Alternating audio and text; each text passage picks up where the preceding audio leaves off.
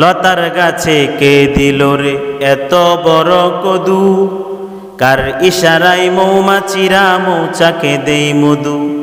শিমুল গাছে কে দিল রে নরম নরম তুলা, কার ইশারায় চৈত্র মাসে জমিন মাঠে দোলা। মরিচ গাছে কে দিল রে মরিচে এত জাল, কার ইশারায় ভাদ্র মাসে পাকে গাছের তাল। ঝিনুক মাঝে কে দিল রে মুক্তামণিহার, আর আখের মাঝে কে দিল রে রসে চমৎকার। বল্লা বিমরুল বিষে বরা মৌমাছির মুখে মধু কেন, আর গোরা কেন দাঁড়িয়ে ঘুমাই বলতে পারো কেন?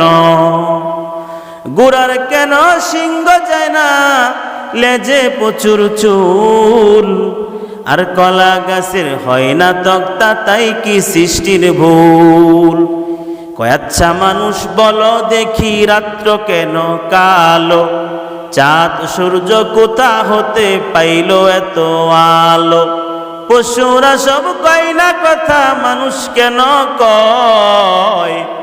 বলো বলো ওহে মানুষ এসব কেমন করে হয়? ফুলগুলো সব নানান রঙের কেমন করে হয়, আর পাতাগুলো সবুজ বটে ফুলের মতো নয়। দুধ কেন হয় সাদা মরিচ কেন জাল, আমগুলো পাকলে বলো কেমনে হয় তালাল? আমরা সবাই বাস করি ভাই এই পৃথিবীর অঙ্গে, হাতের লেখা মুখের চেহারা মিলে না কারো সঙ্গে, আর মিলে না গলার আওয়াজ বুড়ি আঙ্গুলের টিপ। আল্লাহ পাক রব্বুল আলামিন একজন আছে প্রমাণ হলো ঠিক। আমাদের রবকে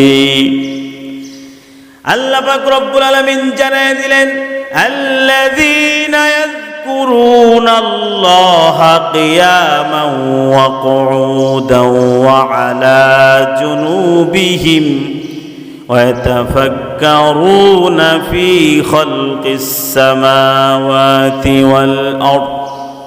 হ্যাঁ দুনিয়ার মানুষ, তোমরা আমি রবকে স্মরণ করো।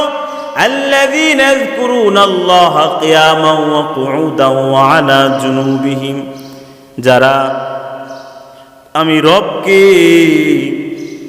বসে বসে স্মরণ করবে, দাঁড়িয়ে দাঁড়িয়ে যারা স্মরণ করবে, শুয়ে শুয়ে যারা স্মরণ করবে, এবং আমার আসমান জমিন সম্পর্কে চিন্তা গবেষণা করবে, তারাই হলো খাঁটি মুমিন, তারাই হলো প্রকৃত ঈমানদার।